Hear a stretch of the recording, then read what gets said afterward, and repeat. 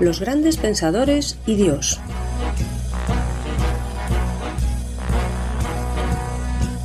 ¿Qué pensaban acerca de Dios las grandes mentes que nos han legado su saber?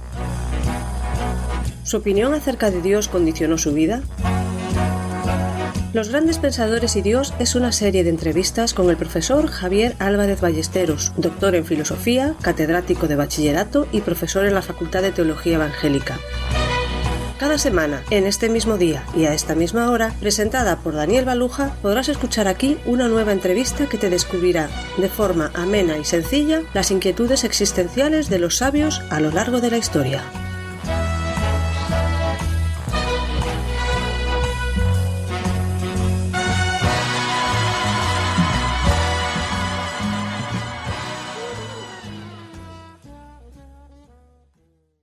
Bienvenido un día más, Javier.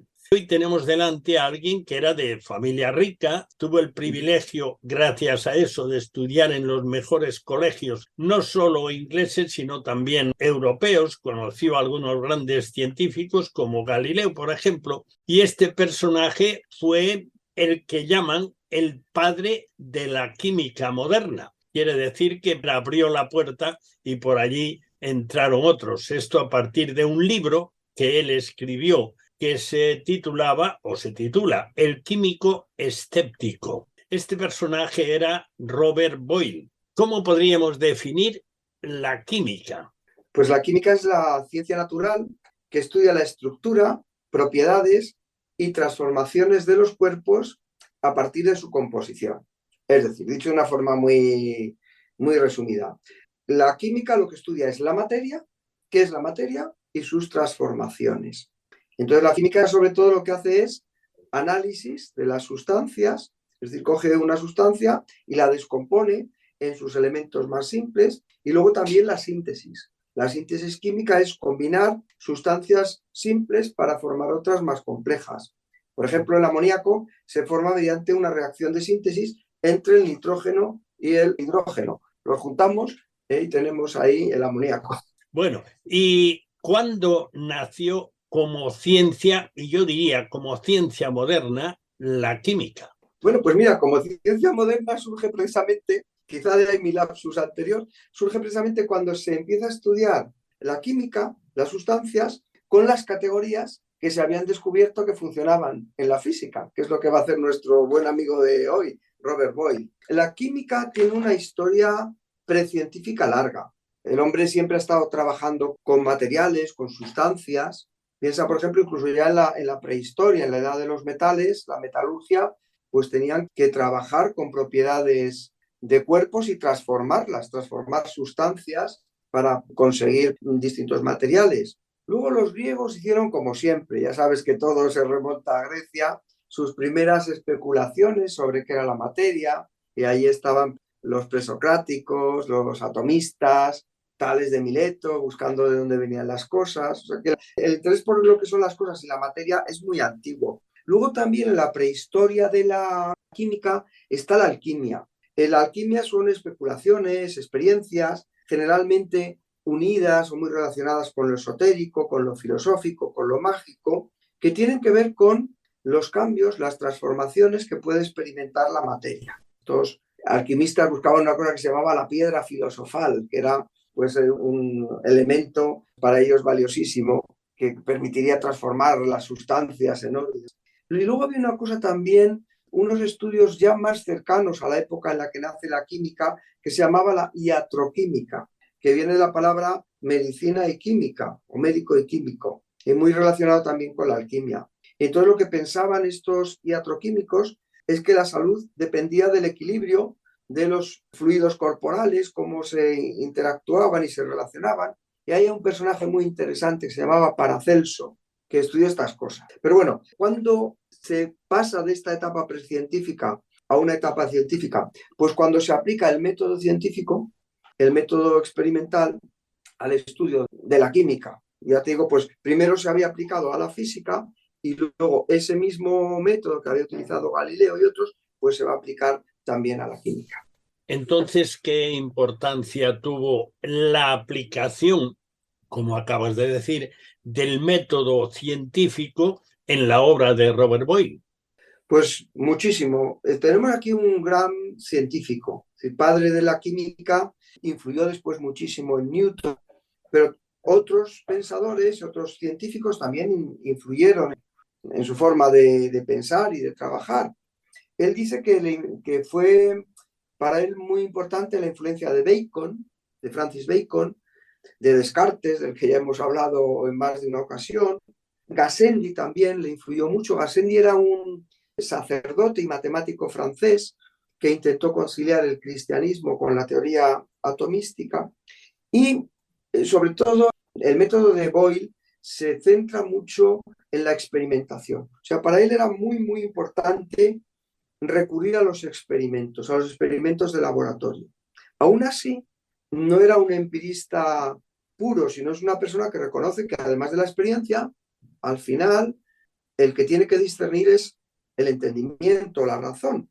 Él escribió lo siguiente, que a mí me parece muy bonito, es unas palabras muy interesantes. Dice, la experiencia es solo un auxiliar de la razón, ya que lo que hace es suministrar conocimientos al entendimiento. O sea, el conocimiento parte del entendimiento, la experiencia proporciona esos conocimientos, ¿no? Pero continúa Boyle. Pero el entendimiento sigue siendo el juez y tiene el poder o derecho a examinar y hacer uso de los testimonios que se le presentan. Los sentidos exteriores, añade, son los instrumentos del alma. Los sentidos son los medios por los cuales nosotros conocemos la realidad. Entonces, él le dio mucha importancia y por esto yo creo que es el padre o el que permite ese paso de la alquimia a la química. Él dio muchísima importancia al laboratorio, a realizar experimentos en laboratorio. En el laboratorio se puede comprobar, si se hace, por ejemplo, una cámara de vacío, que una vela encendida no arde. ¿Por qué? Porque necesita oxígeno. Entonces ya estamos utilizando la experiencia para el conocimiento.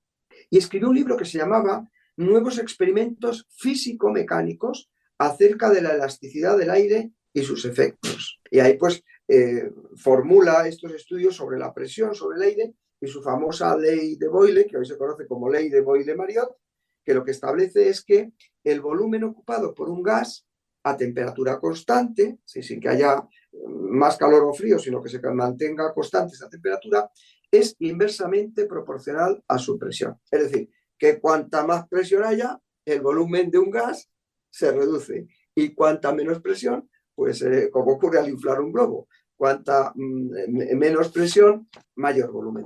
Bueno, y aunque yo apunté algo así de entrada, que era un niño bien, es decir, que a pesar de que él anduvo de un lado para otro, era el hijo de la segunda mujer de su padre, pero nació en familia bien, con muchas propiedades y muchos ingresos, y eso condicionó mucho su vida. Pero dinos algo más representativo de la vida de Robert Boyle. Bueno, pues era de familia bien, no, de familia muy bien. Nace en un castillo en Lismore, en Irlanda, en el año 1627. Y es una familia, como has dicho, noble, una familia rica.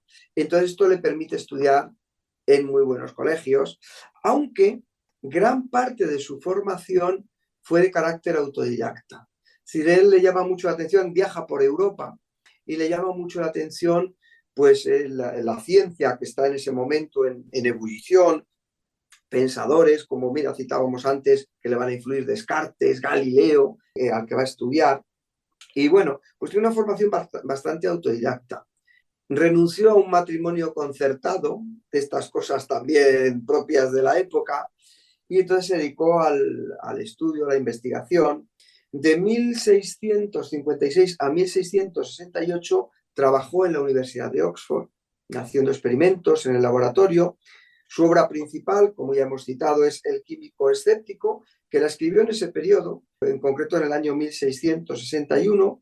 Fue un miembro fundador de la Royal Society, que es la institución más prestigiosa de investigación que había en Inglaterra, a la que pertenecería y sería después presidente de ella Isaac Newton. Pues Robert Boyle fue uno de los padres también fundadores de esta importantísima institución. Y murió el 31 de diciembre del año 1691, no en su Irlanda natal, sino en Londres.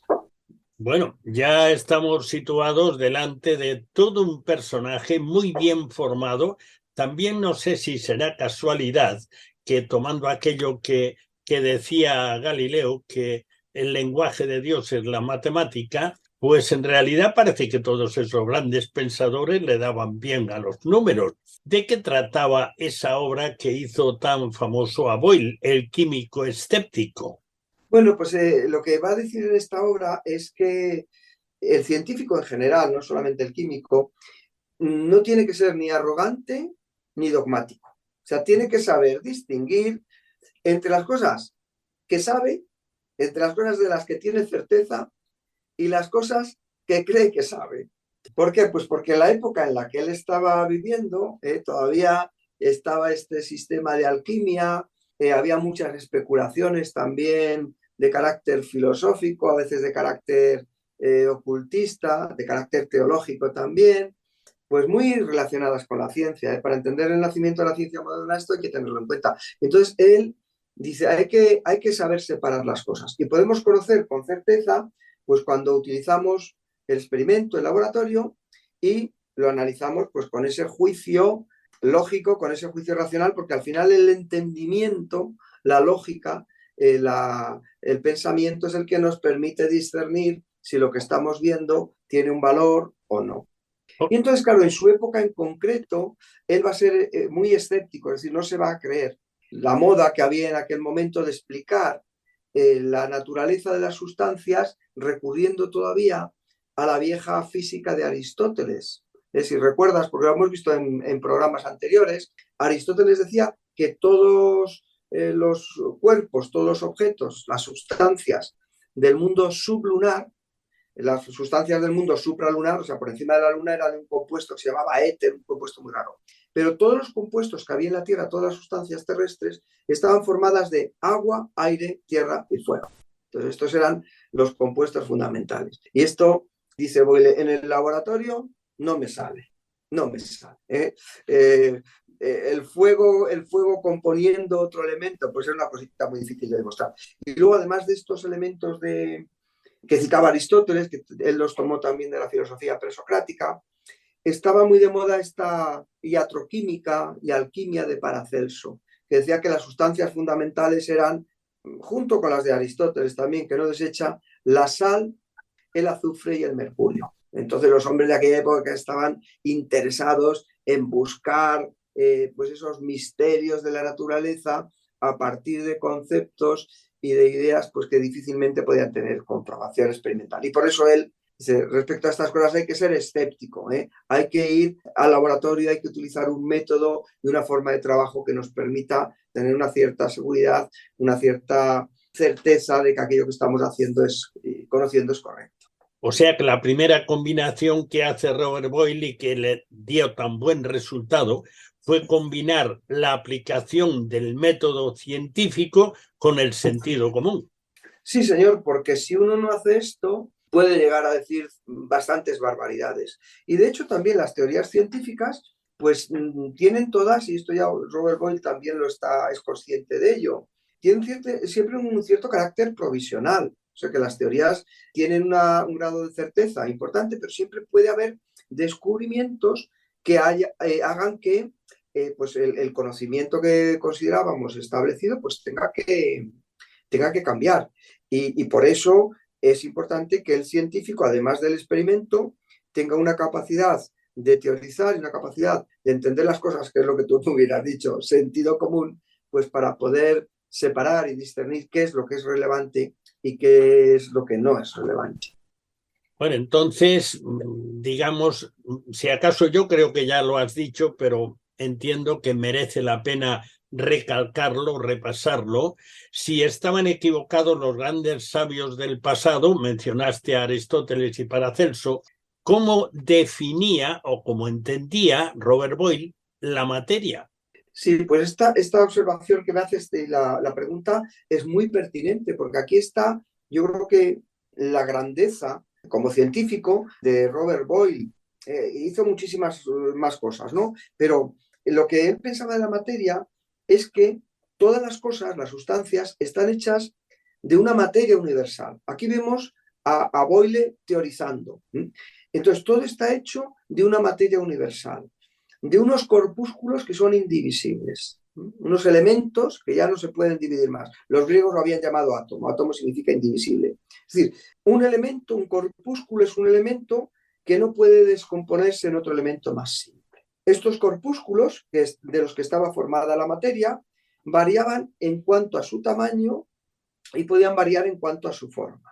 Y a partir de estos elementos simples, corpúsculos, átomos, partículas, como uno los quiera llamar, se forma el resto de los elementos. ¿Qué está formulando Boyle aquí? Pues ni más ni menos que la teoría, o está haciendo no formulando tal y como la entendemos hoy día, pero está formulando los antecedentes de una teoría atómica de la química. O sea, los cuerpos están formados en el fondo por partículas. Hoy sabemos que los átomos se pueden dividir en partículas. Entonces, él está ya apuntando a esa idea de que la materia está compuesta en el fondo de unos elementos que son indivisibles y que tienen carácter, él llamaba, pues corpuscular o elemental.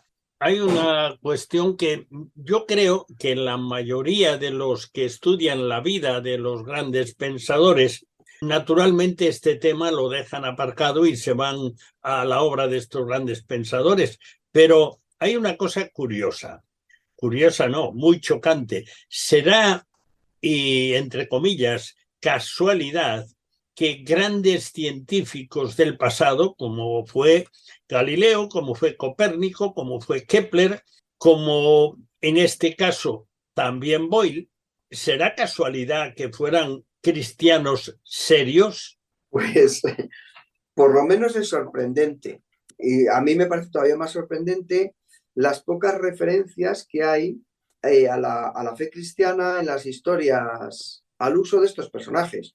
Porque no solamente es que eran cristianos, en el caso de Boyle un cristiano protestante comprometido, sino que su forma de pensar, su teología, su reflexión y su vivencia acerca de Dios influyó muchísimo en su trabajo científico. Entonces no se puede conocer el interés de Boyle por conocer la ciencia y por estudiar sin pensar que en el fondo uno de los motores de su pensamiento era refutar ciertos movimientos que parece que alejaban a Dios de la ciencia, el mecanicismo que podía ser interpretado por algunos como un mecanicismo ateo.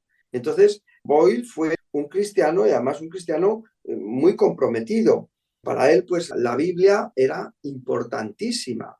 De hecho, contribuyó económicamente a que se tradujera la Biblia al irlandés, al idioma de los indios de Massachusetts. O sea, él quería que el conocimiento de la Biblia se extendiera muchísimo. Sostuvo a misioneros como John Eliot en Nueva Inglaterra. Es decir, que era una persona que vivía su fe de una forma muy, muy intensa. Y claro, no solamente esto, es que escribió también libros menos conocidos hoy, obviamente, pero libros que tenían que ver con su fe cristiana y tratados que luego influirían en otros. Por ejemplo, la influencia de Boyle en Sir Isaac Newton es que fue importantísima en su concepción del espacio, también del tiempo, que tienen aspectos luego de naturaleza teológica importante.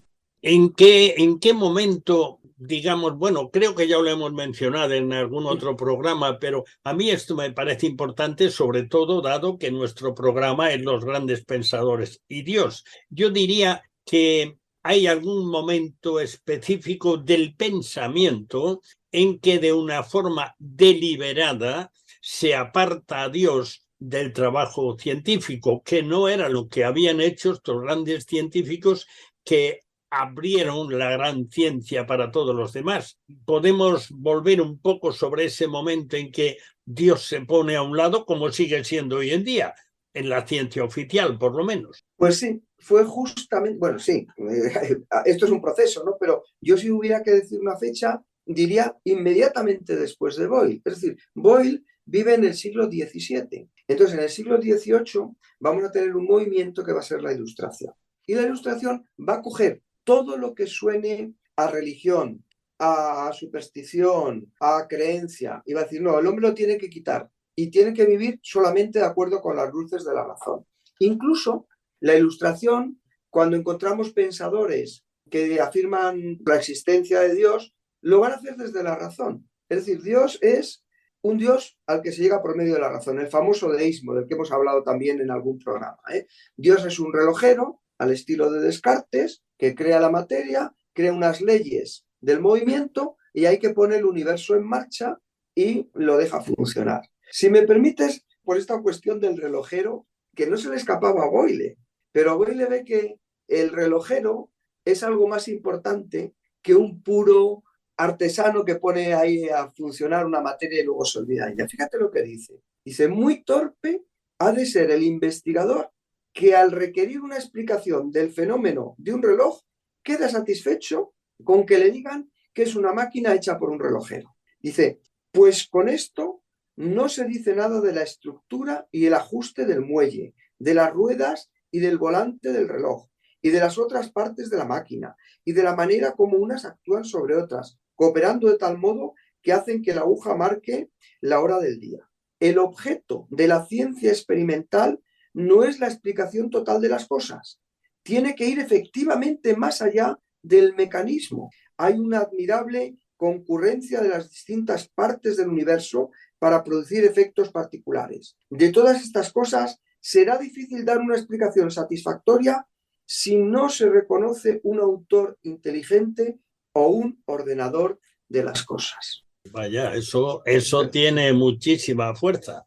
A ver, piensa que el conocimiento de Dios a este hombre le va a llevar la mitad de sus escritos y de su tiempo. Que Isaac Newton le pasó exactamente lo mismo, que para él la física y las matemáticas, siendo todo lo importante que eran, como lo es para Boyle la química, pues su pasión era desentrañar los misterios de ese Dios que es el artífice de la naturaleza. Y sin esta inquietud no se puede entender ni a Copérnico, ni a Kepler, ni a Galileo, ni a Boyle, ni a Newton, ni a muchos de estos grandes pensadores que fueron los artífices de la ciencia moderna. Es curioso que yo he mencionado más de una vez, y además es un hecho sobradamente conocido, que grandes autores de divulgación, especialmente de la astrofísica, que es una de las ciencias que, digamos, llama mucho la atención, como fue el caso de Hawking. Y hay otro personaje que pasó un poco más desapercibido últimamente, pero antes tuvo mucho éxito con su obra Cosmos, Carl Sagan. Sí. En el caso de los dos, acentúan mucho el hecho de lo que tú mencionabas ahora de ese escrito de Robert Boyle, porque estos personajes dicen, bueno, es que hay que ver, es una casualidad, es una suerte, ha sido afortunado toda esa serie de características del universo, del planeta Tierra, de la atmósfera, de la distancia del Sol, de muchísimas cosas, y ellos dicen, ha sido afortunado, pero se resisten a admitir que detrás hay alguien que diseñó y creó. Tanto es así que en esa obra de Hawking, pues en esa obra él termina diciendo que, bueno, que no hacía falta Dios, hombre, no hacía falta. Había gravedad y elude el bulto de que qué es la gravedad, que todavía no se sabe a fondo, y quién puso ahí la gravedad, si apareció así por arte de Billy Birloque, y quién puso el espacio. Es decir, es una manera de decir, bueno, vale, yo no quiero a Dios. Digo yo que la idea es esa. A mí me parece muy legítimo, es decir, bueno, pues yo no quiero que en mi sistema de vida y de pensamiento este Dios, yo le voy a dar a Dios la espalda, pues si uno quiere hacer esto, si es coherente con su vida y con lo que hace, pues yo no tengo nada que objetarle. O sea, yo sí creo que tendrá que rendir cuentas delante de otro que no voy a ser yo. Pero lo que no me parece tan honesto es, al narrar la historia de la ciencia, que ahí tenemos al otro autor que citabas, a Carl Sagan y su famosa serie Cosmos, plantear las cosas de una forma que históricamente no son consistentes. La ciencia no surgió enfrentada con la fe. Esto es una cosa que en varios programas hemos tratado y que no se trata de que nosotros lo veamos en un programa o en otro. Se trata sencillamente de estudiar, de leer a estos autores y ver la importancia que le dieron a Dios en su vida. Entonces, por lo menos, eso sí, ser honesto, aunque uno sea ateo en su forma de vivir, en su forma de pensar, pero a la hora de contar el pasado, de contar la historia, pues yo creo que es importante fundamentalmente ser honesto con los hechos y con los datos. Lo que decías antes del sentido común, aplicarlo no es solo a la ciencia, sino también aplicar el sentido común a la historia de la ciencia, viendo los hechos y viendo los datos que tenemos.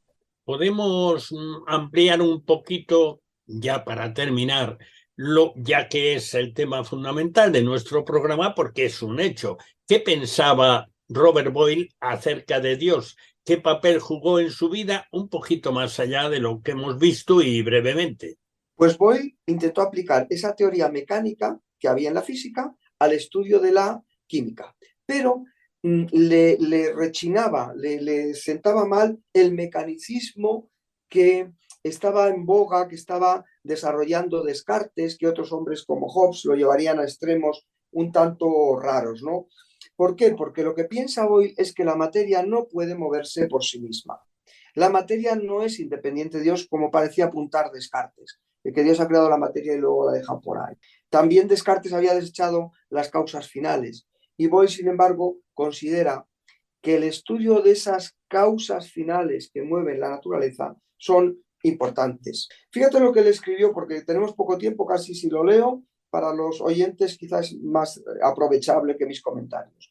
Dice Robert Boyle, la consideración sobre la inmensidad, la belleza y los movimientos de los cuerpos celestes, sobre la maravillosa estructura de los animales y las plantas y la multitud de otros fenómenos naturales y la utilidad de ellos que puede inducir el hombre como ser racional a concluir que este inmenso, bello y ordenado, en una palabra, admirable sistema de cosas que llamamos mundo, fue creado por un autor infinitamente poderoso, sabio y bueno.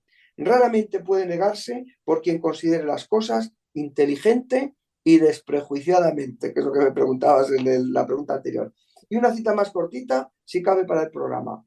No es mostrarse agradecido, recibir de Dios el entendimiento y la esperanza de una felicidad eterna, y no estudiar lo que podamos acerca de la naturaleza y los fines por medio de su revelación, o disputar con impaciencia sobre las propiedades de un átomo y descuidar las investigaciones sobre las propiedades del gran Dios que creó todas las cosas. ¿Recomiendas algo para leer? Un libro de Edwin Arthur Burt, Los fundamentos metafísicos de la ciencia moderna, que su tratamiento de Robert Boyle es admirable. Muchas gracias, Javier, por la parte de tiempo que tú das a este programa. Gracias a ti, un saludo. Los grandes pensadores y Dios se despide hasta la próxima semana, el mismo día y a la misma hora, cuando podrás escuchar aquí una nueva e interesante entrevista con Javier Álvarez Ballesteros, que nos acercará una vez más a las biografías íntimas de figuras destacadas de la historia.